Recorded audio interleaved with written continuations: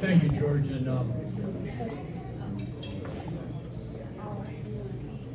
God, I really missed you.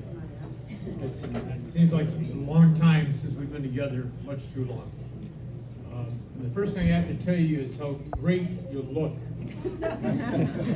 So use this opportunity to get your picture taken so that you can prove later to your children and grandchildren how good you once looked. And as George has pointed out, 50 years ago we kind of looked like Captain Schlessel, so great to have you. I want to introduce some special people, my guests. First of all, Captain Schlessel, Naval Academy graduate, class of 2015, an infantry officer, was in 6th Marines, platoon commander and company executive officer, then went off to Monterey Naval Postgraduate School, received his degree in computer science, and now stationed at Quantico. And a great future awaits this fine officer of Marines. I want to introduce my sons and their families. My older son Patrick and his wife Chris both work in D.C. for government agencies. My younger son Ryan, his wife Despina, and their daughters, our granddaughters, Bria and Lena. Ryan is Vice President of Marketing and Analytics for Rite Aid Pharmacies. And last, and certainly not least, is my wife Sandy, of nearly 56 years.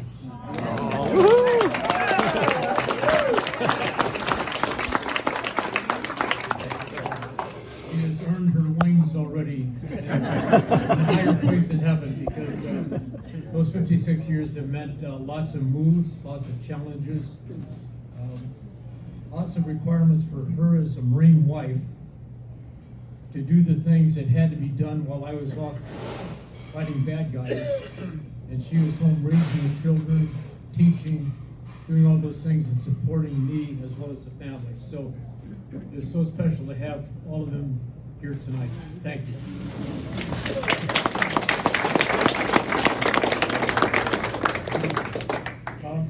My theme tonight is thanks. It's very simple, but you know, we have so much to be thankful for.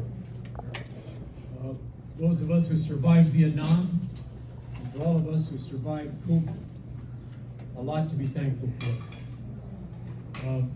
And it's so special to have this reunion at Annapolis.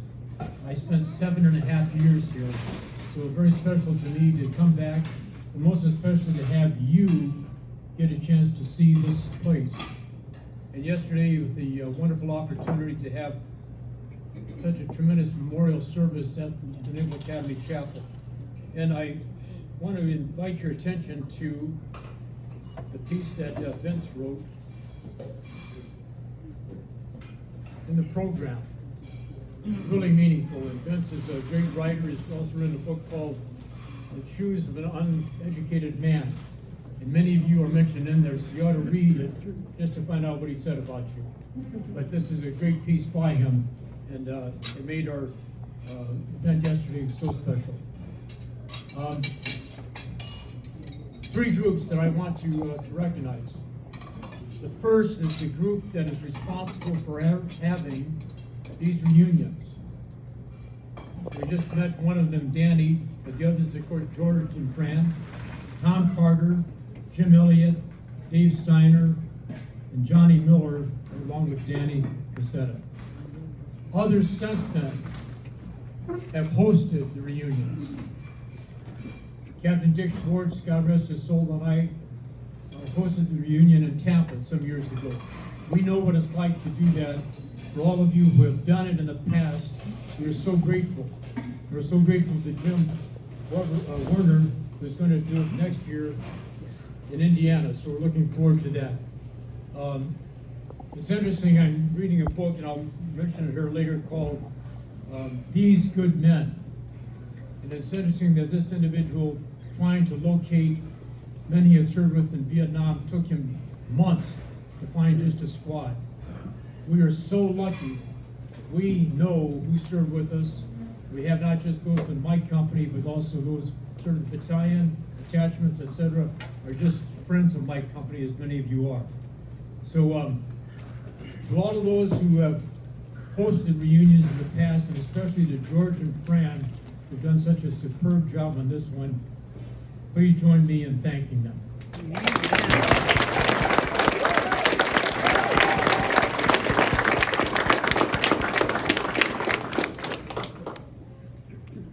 Next group of families, the support that they provide to us, who loved us before and during and after Vietnam, who listened to us without judgment. In those days, communications were difficult. Letters took about 2 weeks round trip. So it's tough to stay in contact with them. But it was even more difficult when every night our loved ones were watching those images on television and projecting in those images us, that we were going through those things. Sometimes that was the case, but regardless, the support that they provided to us during that period of time, in many ways we had the easier part. We knew where we were, what we were doing. They could only imagine what is happening, but still maintain that support for us. So I want to tell you a story of that support. It starts in 1973. American prisoners of war returned from Vietnam. One of the glorious days in our history, to watch those men come off those planes, be met by their families, some of whom they had not seen for 7 or 8 years. Teenagers that they didn't know, just amazing time. One individual stepped off the plane, and he wasn't on the list. The list, what's the list? Every POW before part of their training was to learn the TAP code, where they could communicate with one another. It's just a grid of 5 by 5, so you'd have 25 letters. They'd use either C or K interchangeably. But this way, when a new POW arrived, the other POWs made sure that they knew who was there. So in case somebody was released early, they could sit down and say, okay, here they are, Aronson and Baker and Carlucci, and right on down the line. This Marine was not on the list. How could this be? So a friend of mine was in Casualty Assistance, Headquarters Marine Corps, and went to the dead file. And there was his name. How did that happen? Back in 1968, the siege of Quezon, the squad had gotten out on patrol, ambushed, reaction platoon of 40 Marines ran into a trap, all killed, or so they thought. 27 were identified, the other 13 buried in one grave. Actually, they buried 12, because this Marine was still alive. The NVA picked him up, kept him captive, and when the tank came to release him, he came home. So the casualty branch calls the Marine captain in San Antonio, where he was from, to make another casualty assistance call. And the captain in San Antonio says, God, I hate doing this, to tell a mother that her son has died, or a wife that her husband or brother has died. They said, no, you don't understand. You're about to make the greatest casualty assistance call in history. You're about to tell a mother that her son came back from the dead. The mother was a nurse, worked the 3 to 11 shift. Captain is waiting for her on the porch, in uniform. She starts walking up, he comes to attention, salutes her and says, good evening, ma'am. And she said, good evening, Captain. She had known him from previous liaison for we thought was the killed in action of her son. And she says to him, I know exactly why you're here. And he said, ma'am, you couldn't possibly know why I'm here. And she said, yes, I do. You're here to tell me my son is alive. I knew he wasn't dead. Mother's love, the support of her and all the others who believed in us, supported us, sustained us. The last group, my Marines of my company, and the corpsmen of my company. My gratitude towards you is so deep. I have so much to be thankful for because of you. Because of you. 64 years ago, I came here to become a Marine officer. I have to tell you a quick story about that. Not everyone knows in advance what they want to do. I knew what I wanted. I was going to be a Marine. In the upper class, were not too kind to me in that regard. And as a plebe where you get a lot of attention, I was getting a lot of special attention. And one of them said, "Draude, it's doubtful that you will graduate from here, but if you do, what do you plan to do?" "Sir, I'm going into the Marine Corps." We should have figured that. You're so dumb, that would be the logical thing for you. Well, all right, I'm going to try again. If by some miracle you graduate from here, what do you plan to do? "Sir, I'm going to the Marine Corps."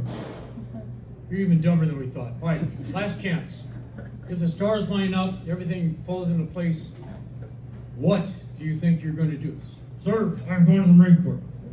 "All right, dummy, get on your chair and announce to the entire brigade of midshipmen how badly you want to be a Marine." And as I'm standing up on the chair, I'm thinking, is this worth it? And I said, yeah.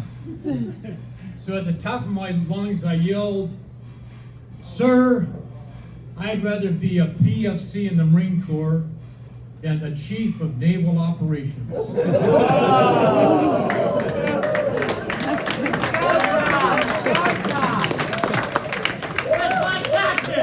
And it was a long wait here. But then 4 years later, I graduated as an officer of Marines. I learned to be truly a Marine officer at Quantico. But I learned to be a combat commander from you. From you. You prepared me to be a combat leader as a lieutenant, as a captain, as a brigadier general. I can't tell you how many times as we were planning Desert Storm,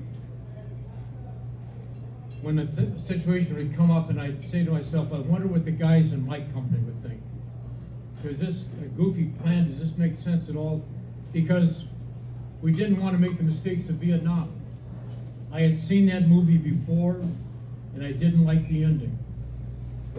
But you taught me how to make it better by doing the things that were smart, to fight smart, to do the things that we had learned the hard way and we're not going to repeat.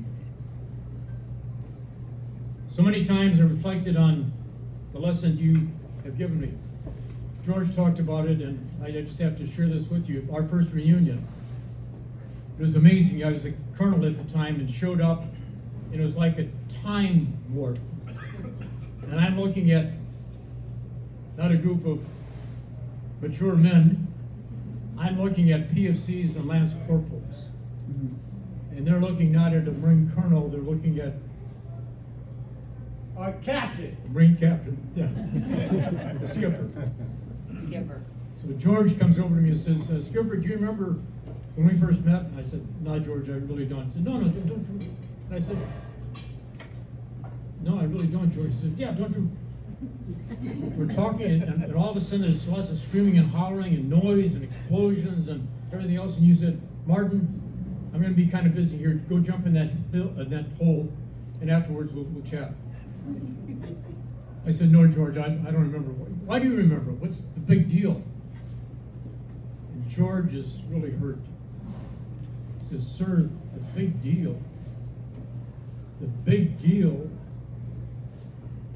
deal was you knew my name.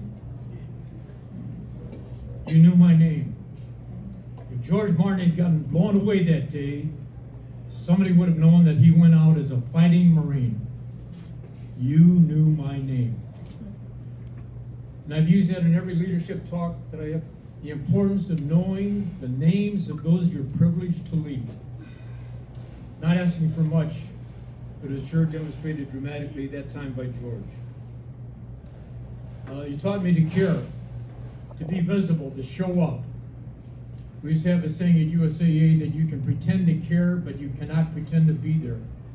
There's no substitute for showing up, especially during the tough times. Leaders have got to be visible. And you taught me that. You taught me why we fight. It's not for apple pie motherhood, the Marine Corps, the country. We fight for each other. We fight for each other. And you taught me my role as a combat commander in leading and in serving you, Marines and corpsmen of my company. John Lejeune said that the relationship between an officer and enlisted should be like teacher to scholar, and at times even take on that of father to son. Father to son. Sun Tzu is even more dramatic. In The Art of War, he said, regard your soldiers as your children, and they will follow you into the deepest valleys. Treat them as your own beloved son, and they will be with you even until death. Powerful words. Powerful words. Your own beloved sons. You were my sons before I was blessed to have Patrick and Ryan. And they, like you, are still my sons. A book called These Good Men was given to me Father's Day 32 years ago. I'm reminded of General Gregg, who said, if you want a new idea, read an old book. I read an old book. And in it, he talks about reunions. He was talking about you. And I want to share those words with you.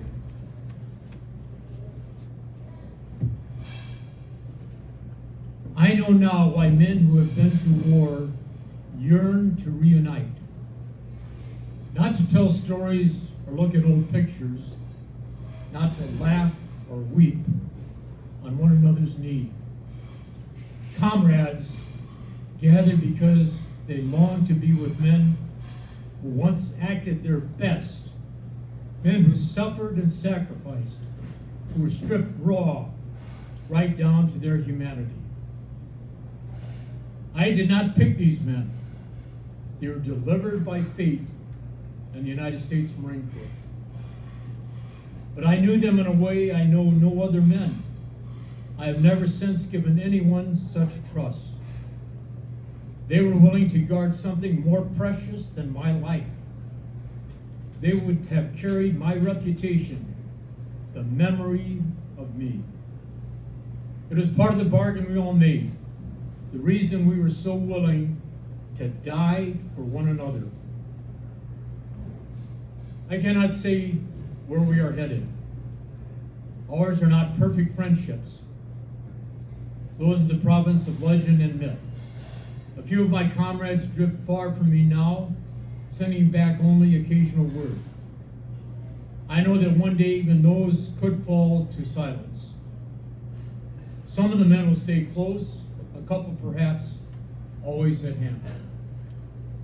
As long as I have memory, I will think of them all every day. I'm sure that when I leave this world, my last thoughts will be of my family and my comrades, such good men.